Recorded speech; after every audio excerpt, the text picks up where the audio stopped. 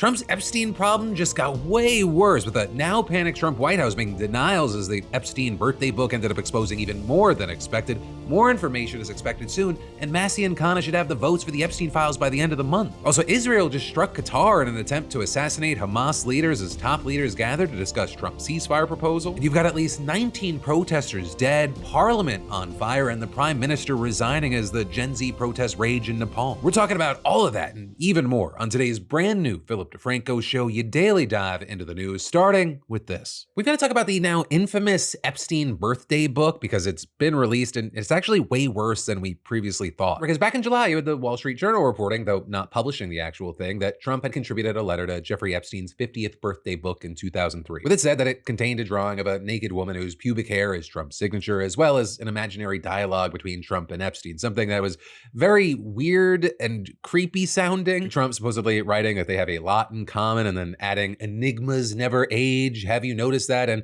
ending a pal is a wonderful thing. Happy birthday. And may every day be another wonderful secret. Right? And in response to it, Trump calling the whole thing fake and then suing the journal's reporters, its publisher, and its parent company, News Corp, for defamation. And you had many, including J.D. Vance, so I think he asked it rhetorically, asking, where is this letter? And well, now the letter's here, along with the rest of the 238-page birthday book, because the House Oversight Committee got it from Epstein's estate and released it last night. And so now we know this letter, it very, very much exists, but still you had Trump allies denying that it's authentic. You had Press Secretary Caroline Leavitt saying, as I have said all along, it's very clear President Trump did not draw this picture and he did not sign it. President Trump's legal team will continue to aggressively pursue litigation, and adding, this is fake news to perpetuate the Democrat Epstein hoax. You then also had the likes of Charlie Kirk, Benny Johnson, and the White House Deputy Chief of Staff posting other example of Trump's signature, claiming that they look different. But as many have pointed out, the signature in the letter, it bears many hallmarks of Trump's actual signature. The bold serif lettering, the loopier cursive, the long tail at the end, and the final D. There are even some side-by-side examples of known signatures from Trump, as well as this one from the birthday book. The one, you have Trump defenders using examples of his signature where he doesn't do the long tail. And two, you've got folks like Republican Representative Tim Burchett claiming that, this could just be an outright forgery. I mean, anybody can do a signature. We've seen the auto pen's been used quite a bit with the Biden administration. So I've never known Trump to be much of an artist either. I just don't buy it. So you think really someone might have just forged this somehow and sent this to the app? Somehow. It's so easy to do. I just don't buy any of it. But then with all that, you had people pushing back, saying it would be very strange and weird and seemingly unnecessary for Epstein's own estate, and therefore Epstein himself, when he was alive, to have a fake letter from Trump in his birthday book. Right? Of course, you've also had Trump attacking the credibility of the lewd drawing, with him saying in July, I don't do drawings. I'm not a drawing person. I don't do drawings of women. That I can tell you. And then you had his son Eric reiterating that claim yesterday. I can tell you my father does not sketch out cartoon drawings. But as is public knowledge, and as others have pointed out, Trump did draw pictures around that same time, which he actually auctioned off for charity, and their style is remarkably similar to the one in the letter. And once again, here they are, side by side for comparison. But that's also not where it ends. Even seemingly where he refers to himself in the third person in the letter as imaginary dialogue, it resembles his speeches and social media posts. Nobody would be tougher on ISIS than Donald Trump. If Putin likes Donald Trump, you wouldn't even be hearing about the word immigration if it wasn't for Donald Trump. Trump was able to get him to give something. I don't know what the hell it was, but it doesn't matter. Then Donald Trump. Donald Trump. Donald Trump. Right, and then there's stuff like his distinctive vocab, right? You had people out there going, the president would never use the word enigma. But in fact, he used it to describe Don King, Mike Tyson, and Dan Rather in his books. And then you have things like the letter's phrase, a wonderful thing. It's something that Trump uses frequently. It's going to be a wonderful thing. It's going to be wonderful for the Middle East. And it was a wonderful thing. It's been a wonderful thing. But also, a thing that I think should be focused on all this is the stuff outside of just Trump's letter. What we're seeing is that the birthday book contains much, much more that is very revealing. Or something you've seen more and more people honing in on is this one from a businessman and longtime Mar-a-Lago member, Joel Pashkow, because it shows Epstein receiving an oversized check for $22,500 with Trump's name on it with the caption, Jeffrey showing early talents with money and women and then sells fully depreciated redacted name to Donald Trump. And according to the Journal, that redacted name belongs to a real person, a wealthy European woman then in her 20s. So the drawing apparently is meant to show Trump purchasing a woman from Epstein. The sources also saying that she was courted by both Trump and Epstein in the 1990s, but then when she ultimately went for Trump, Epstein felt bitter. Though I will say the woman's lawyer claims she had no romantic relationship with either man, severed ties with Epstein in 1997, and doesn't know Pashkow and has no knowledge of the birthday letter. But then also, there are dozens of other letters in this book, and though most don't mention Trump outside of a brief comment that he was one of the many famous people that they met through Epstein, they do demonstrate in the words of the New York Times that Epstein's lewd and lecherous behavior with young women was both widely known and widely celebrated by people who describe themselves as his closest friends and associates. So you've got things like a cartoon drawing of Epstein lying in a beach chair, getting what appears to be a nude massage at least from 4 topless women. There's also another comparing him to the fisherman from a Hemingway story, except instead of catching fish, he catches women, blonde, red, or brunette. You then had another lamenting so many girls, so little time about Epstein. You also had one that reminisced about how in a farm town in Iowa where it was hard to tell the difference between the girls and the hogs, Epstein somehow managed to find a spectacular tall blonde who he later invited back with him to New York. You then had another letter where the person said they agonized long and hard about what to write and then simply put photos of lions and zebras having sex and adding that they seemed more appropriate than anything I could put in words. And next you have a letter alluding to how in the mid-1970s Epstein first discovered the Maxwell teenage daughter. And then finally you had one letter marveling at the fact that somehow at the age of 50, Epstein has avoided the penitentiary. So y'all can draw your own conclusions from all that, but arguably these letters show that even 3 years before his first arrest, Epstein's reputation for being at least a womanizer and at worst a sex pest with a fixation on very young girls, it was widely known among his friends. As far as Trump's take on this, when NBC got him on the phone this morning, he reportedly said, "I don't comment on something that's a dead issue. I gave all comments to the staff. It's a dead issue." And you had JD Vance saying much of the same, posting on X, "Democrats don't care about Epstein. They don't even care about his victims. That's why they were silent about it for years. The only thing they care about is concocting another fake scandal like Russiagate to smear President Trump with lies. No one is falling for this BS." But also, and maybe unfortunately for Trump, this appears to be only the beginning, right? Because the House Oversight Committee got more than just the birthday book from Epstein's estate. They also now have his will, his 2007 non-prosecution agreement, right? That sweetheart plea deal that he got, and almost 30 years of entries in his personal address book. With that, I will note that the estate's lawyers told the committee, "We are not aware of the existence of a list of clients involved in sex acts, or sex trafficking facilitated by Mr. Jeffrey Epstein. And so for now, we're going to have to see, what we have to work with here and wait to see if the House obtains more evidence." Which, actually, we need to mention this. The committee still hasn't received a second batch of documents from Trump's DOJ, despite the deadline to comply with its subpoena for the full Epstein files coming and going weeks ago. And all of this is, despite having several of Epstein's victims coming to Capitol Hill last week and demanding that Trump release the files, no more Republicans have signed on to Ro Khanna and Thomas Massie's discharge petition. So there's still just 2 lawmakers short of getting it passed in the House, with Massie himself, Nancy Mace, Marjorie Taylor Greene, and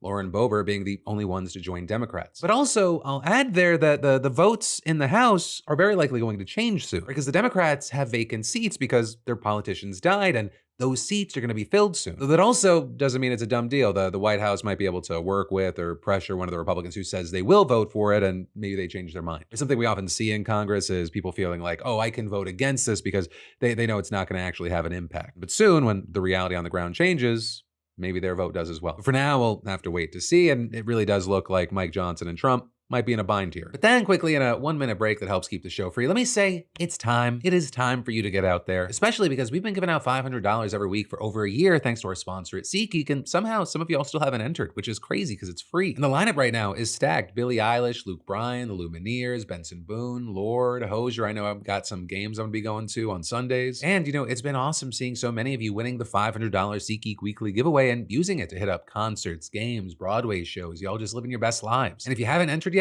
it takes 2 seconds and next week's $500 winner could be you. Because for the uninitiated, SeatGeek is the #1 rated ticketing app with over 28 million downloads and tickets to over 70,000 events, sports, music, comedy, theater, you name it. And so for the first timers, you download the app, scan the QR code or hit that link in the description and use code PHIL for $20 off your first ticket purchase. And then, and this is key for everyone, add code PDS to your SeatGeek account as well. That gets you $10 off any ticket and enters you for your chance to win the weekly $500 giveaway, no purchase required. So if you've used SeatGeek before, right, you're a SeatGeek vet, that applies to you as well. So just add code PDS to your account and you're entered. So hey, scan that QR code or click the link below and use code PHIL and code PDS and go make some memories. But then next up in the news, we gotta talk about how apparently the best way to avoid getting punished for drinking and driving is just be a cop. That or, not drinking and driving. Right? Because what we're seeing from this investigation from the New York Times and the nonprofit newsroom New York Focus, it is shocking. Over the past 2 years, they got over 10,000 previously confidential disciplinary files detailing misconduct at roughly half the state's law enforcement agencies. And what they found is that some New York police departments have caught officers drinking and driving, and then they protected them from the punishments that you or I would face. Right? Because if you're not a cop and you're caught driving while intoxicated in New York, you're looking at like losing your license for at least 6 months. You'll face nearly $1,000 in fines, and you could even go to jail up to a year. And that's for a first-time offense.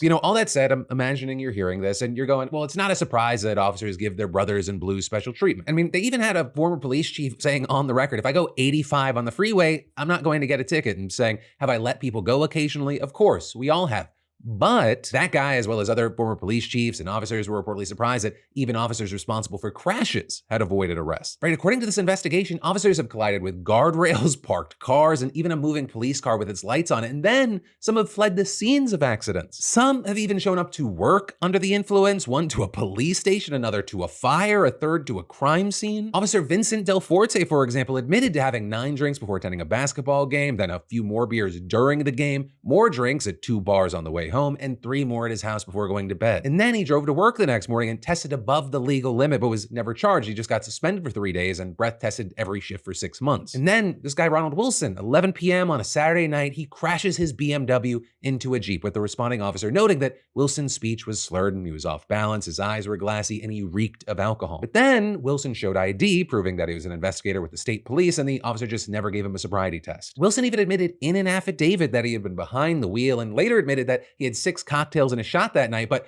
all he ended up getting was a traffic ticket for following behind another car too closely, and he got suspended without pay for 35 days. And just the damn cherry on top of this situation, the cop who responded to the scene of this crash, Andrew Kowalski, in June, he won the Erie County's DWI Enforcement Award. Right, and overall, this investigation found numerous cases of just cops not taking even the most basic steps to confirm if their fellow officers had driven drunk, despite significant indications that they had. And then, even with a few exceptions, those who had been caught all returned to the job following short suspensions. Right, and a big thing that I want to end on is the problem is very likely much bigger than even what we know here. Right, we've got some experts saying that the documented cases were very likely an undercount, suggesting that many drunk driving incidents were never internally investigated. Though I will say, to be fair, on the flip side of this, not every department failed to criminally investigate incidents of drunken driving, and officers who seriously injured themselves or others, they usually face prosecution. That said, that feels like an incredibly fucking low bar. It's something even the most flexible of us couldn't limbo under, and it's still incredibly alarming that officers can put other people's lives at risk in this way and avoid any real consequences. Not to mention, it raises the question of what other types of misconduct are just being swept under the rug every single day. But then next up in the news from that, we've got to talk about how the Supreme Court just gave the green light for racial profiling. Because the case in question here, it centered around the aggressive immigration enforcement efforts in LA that have been a key part of Trump's crackdown. And at this point, you've probably seen at least some of the countless videos circulating the internet in recent months showing armed federal agents rounding up Hispanic people in LA, and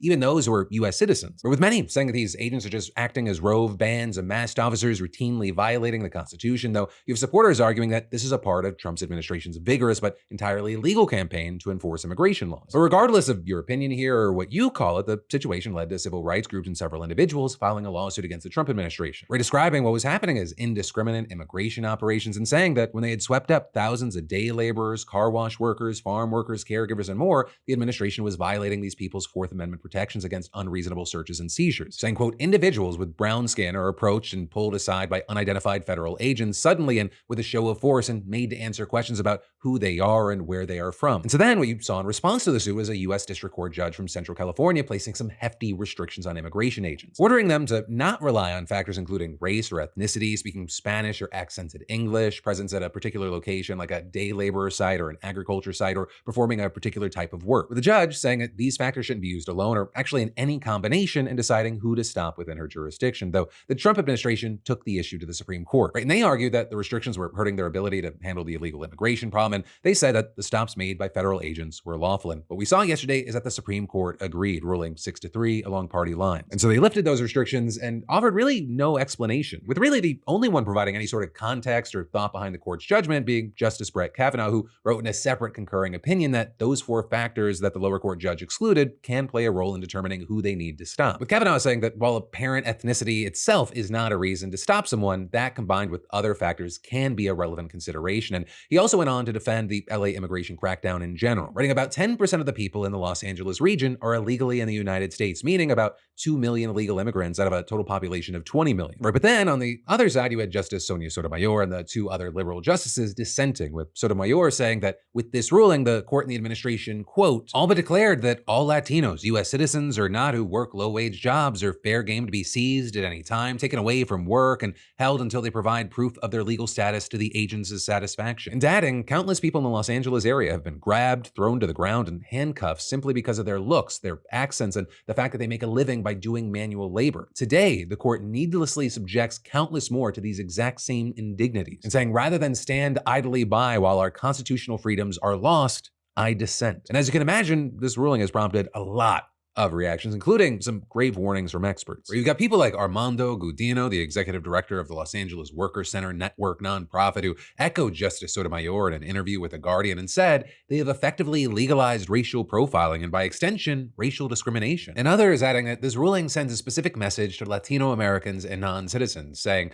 our Constitution is very clear in that it applies to all persons living in the United States as being entitled to civil rights. Unless you decide we are not people, you are saying we don't have rights in this country, citizen or non-citizen. And also had the likes of Gavin Newsom saying Trump's handpicked Supreme Court majority just became the grand marshal for a parade of racial terror in Los Angeles. And then LA Mayor Karen Bass agreeing with Sotomayor and saying that LA is just the beginning, saying that her city is being used as, quote, a test case for total dominance and unchecked power by the federal government. Though, of course, as you have all of that, you also have many others celebrating, including a spokesperson for the Department of Homeland Security who called the Supreme Court decision, quote, a win for the safety of Californians and the rule of law, and adding, law enforcement will not be slowed down and will continue to arrest and remove the murderers, rapists, gang members, and other criminal illegal aliens that Karen Bass continues to give safe harbor. And then also a big thing is we're gonna have to wait to see what the repercussions of all this is gonna be, because the lack of explanation offered from the court in their ruling, it makes it hard to know where this applies exactly. Is it just LA or is it nationwide? Or because this has become a recurring issue with the Supreme Court's emergency rulings recently, and we talked about it more in depth last week, but regardless, this is not the last time we're going to see this case. It's actually still pending before a federal appeals court. It may make its way back up to the Supreme Court, right? Because yesterday's ruling was just about the restraining order, lifting the restraints on agents while the case is being argued. Though that said, this order will absolutely embolden Team Trump, both on the immigration issue and with their requests to the Supreme Court in general. And in fact, the Trump administration just asked the Supreme Court to allow it to freeze billions of dollars in foreign aid, which could set up the biggest test for his bid to exert his authority over federal spending. But then, in a quick 1-minute break that helps keep the show free for you, let me say, I trust public Wi-Fi about as much as I trust gas station sushi. And that's why I use today's sponsor, NordVPN. And, you can think scams are obvious, but think again. Just last month, cybercriminals spoofed Booking.com emails by swapping the / and links with a Japanese hiragana character. So the URL looked perfectly normal. People then clicked it without noticing, and suddenly they were downloading malware designed to steal passwords, financial information, or worse. All while, honestly, I can barely spot a typo in my own text, so catching that kind of scam, I don't trust myself. And that is why I think NordVPN's threat protection and kill switch are essential. They block malicious sites and sketchy downloads before the trap even springs. All while Nord encrypts your traffic so hackers, your ISP, or even shady Wi-Fi at the airport can't snoop. And Nord's dark web monitor, if your information shows up in a leak, you'll know before scammers can cash in. Plus, with thousands of servers worldwide, you can stream safely from anywhere. Tokyo, Paris, or just your couch while dodging calls. So hey, protect yourself now and scan the QR code or head to nordvpn.com/Phil to get a huge discount on a 2-year plan, 4 extra months free, plus a 30-day money-back guarantee. That's nordvpn.com/Phil, because the only thing scarier than hackers is thinking, yeah, I meant to sign up. But then next up from that today, we've got to talk about this crazy Gen Z gender divide, right? Because, well, obviously, men and women have always had some differences in what they value, what they prioritize, career versus family, stability versus status, blah, blah, blah. This recent polling we're seeing, it is more divided than ever, and it's pulled even wider because of politics. And actually, on the note of politics, that's where we'll start, with the approval ratings around President Trump around specific topics. Right, so for this age group, 18 to 29-year-olds, 47% of these men said that they somewhat or strongly approved of the president's job performance. So for women, it was only 26%. For border security and immigration, you had 46% of men, 24% of women. For deportations and immigration, 45% of men, 21% of women. On trade, 42% of men, 23% of women. And inflation and cost of living, 41% of men and 21% of women. Then, regarding anxiety, we've heard things about Gen Z being a very anxious generation, but The numbers here are wild. When asked in general, how often do you feel anxious or worried about the future? 19% of men and 33% of women said almost all the time, followed by 27% of men and 33% of women saying most of the time. And then you had 39% of men and 28% of women saying sometimes they feel anxious or worried, and for rarely and never, very small numbers. But then I'd say the most interesting information we got here was when all of these people were asked which of the following is important to your personal definition of success. Right? And they gave them these 13 options, which you can pause on screen if you want to read every single one of them. Right? And then from all those answers, they provided a ranking of what was important, not just split by men and women, split by men and women and who they voted for, Harris or Trump. And the gap here is wild. For men who voted for Trump, the number one thing they said is pivotal to their personal definition of success is having children. But for the women who voted for Harris, it was number 12 out of 13. And even for women who voted for Trump, it was number 6. But then also when connected to this, as far as the ranking for being married, for men who voted for Trump, that was number 4. But for women, it came in 11th for Harris voters and 9th for Trump voters, which is actually where it also came in for men who voted for Harris. So a lot of huge gaps, though. I will say also interestingly, there were a number of things that did seem to line up. Right? For having a job or career you find fulfilling, that took a lot of the top spots across the board. Right? Having enough money to do the things that you want to do. Also achieving financial independence. There's a lot of money anxiety here. Again, we do see certain partisan things pop up, like emotional stability. It was much higher for Harris voters than it was for Trump voters. You know, all of this, it leaves you wondering if this divide is going to continue on and on. It also makes you wonder what relationships or the lack of them are going to look like moving forward. And so actually a question I'll connect to this, if you fit into this age range or you border at 18 to 29 years old, what's the relationship dating situation like right now? Are you finding it hard to meet like-minded people? Or I guess also, are you not interested in that because it ranks pretty low, at least as far as getting married and having kids in that part of a relationship, you know, for a lot of people. But I don't know, I'm just interested. But the next step, we also have to talk about how a federal appeals court just ruled that Trump has to pay $83 million for defamation. Right? If that number, it sounds familiar, it's because this case centers around E. Jean Carroll. Back in 2019, she publicly accused Trump of sexually assaulting her 2 decades earlier, and Trump, for his part, repeatedly denied the claims and criticized Carroll. You had Trump continually attacking her on social media during news conferences and in other public forums, and in response, you had Carroll filing 2 lawsuits against Trump, alleging both defamation and sexual assault. And in 2023, you saw a jury finding him liable for sexually abusing and defaming Carroll, awarding her $5 million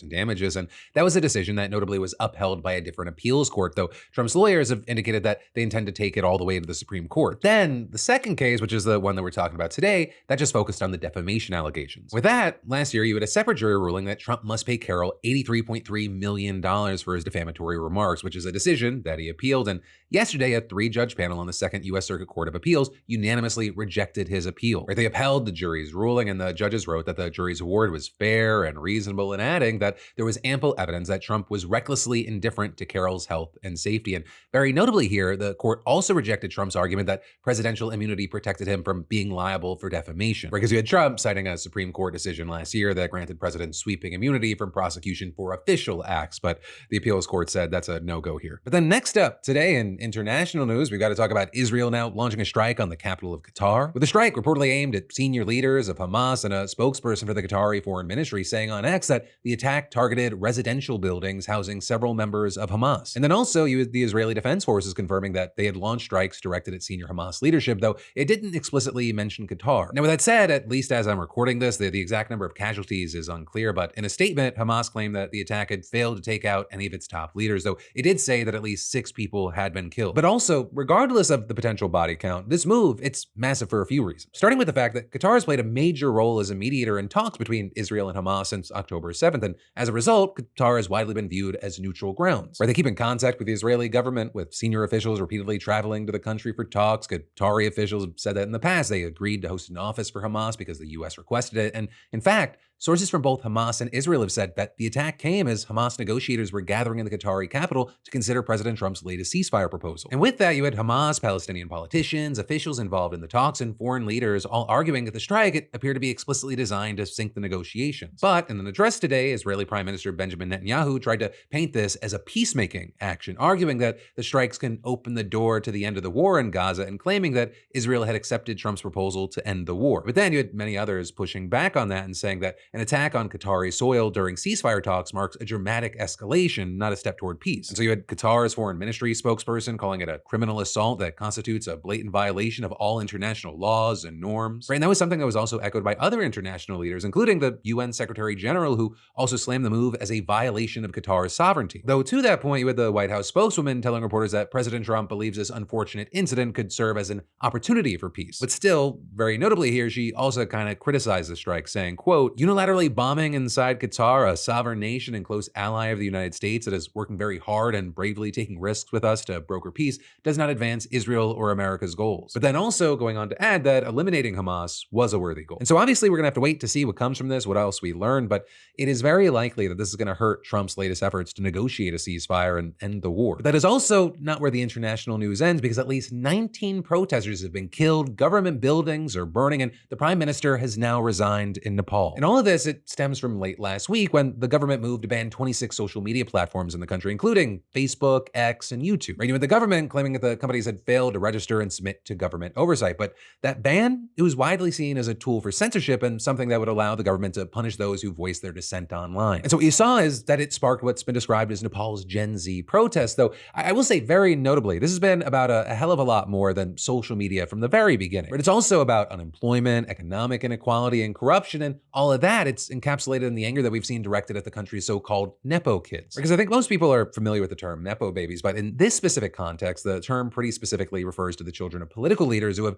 been seen enjoying lavish lifestyles on social media in the eyes of many, thanks to the ill-gotten gains of their corrupt parents. And all while most other young people, they struggle to even just find work. I mean, youth unemployment there, it stood at around 20% last year. And the Nepali government actually estimates that more than 2,000 young people leave the country every single day to find work in the Middle East or Southeast Asia. And so with all of that now in your mind, it was then on Monday morning that tens of thousands of people gathered in Kathmandu and surrounded the parliament building. You then had police responding by deploying tear gas, water cannons, and rubber bullets. And at least at one point, according to reports, they opened fire with live ammunition, ultimately killing 19 people. Right, and then you had the government responding by the prime minister saying that compensation would be given to the families of those killed and that those who were wounded would receive free treatment. He also announced that he would form an investigating committee that would submit a report on the shooting in 15 days. The government also lifted the social media ban, and early this afternoon, the prime minister actually resigned. But what we're seeing is that none of that has satisfied the protesters, right? You had tens of thousands remaining on the streets today, with some attacking government buildings and the residences of top political leaders. And specifically, what you had is the presidential palace, the prime minister's official residence, the building housing the offices of the prime minister and several ministries,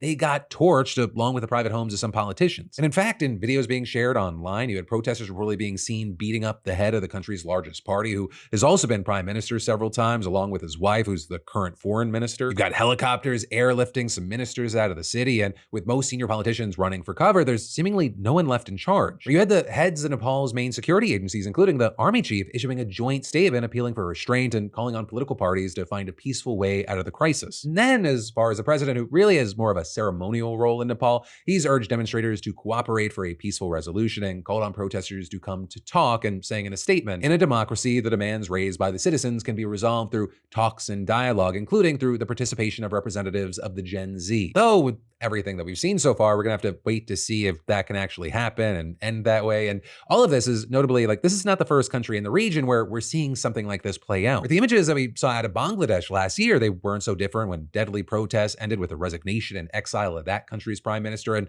actually 3 years ago, we saw similar events playing out in Sri Lanka. So a lot changing, a lot happening, and we're gonna have to keep our eye on this. But that, my friend, is the end of at least today's show. Because remember, you can check out the latest episode of my new podcast right here. You can click or tap that, or right here, you got the newest Philip DeFranco show. I've even got links to both in the description down below, so you can get filled in on YouTube, Apple Podcasts, Spotify, wherever it feels best. That came out weird. Whatever, we're rolling with it. Thank you for watching. I love yo faces, and I'll see you right back here tomorrow.